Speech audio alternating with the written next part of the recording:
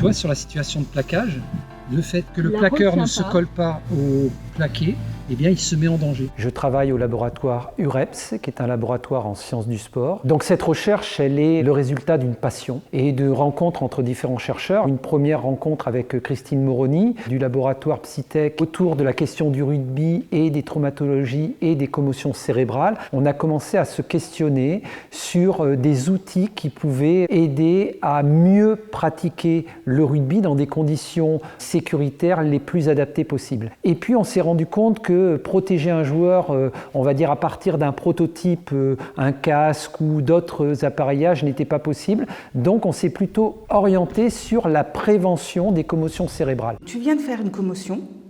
Avant qu'on débute, je voudrais juste avoir quelques informations. Quel est ton âge ? 20 ans.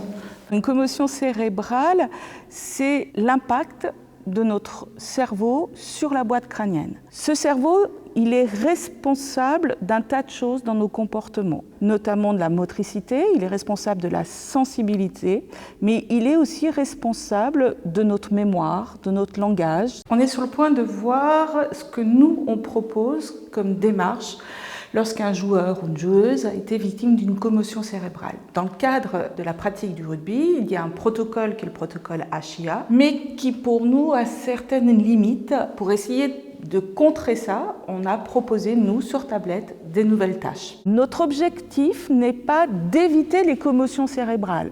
Ça, on n'y arriverait jamais. Ce à quoi on veut répondre, c'est mesurer les conséquences de la commotion cérébrale, qui est un risque, afin de permettre à l'athlète, aux joueurs, aux sportifs, de pouvoir revenir dans une pratique physique qui soit une pratique la moins risquée pour lui. Ici, on est sur un temps de réaction à choix qui va nécessiter non seulement de réagir à un stimulus, mais de faire un choix en fonction de la couleur de la carte pour adapter son comportement.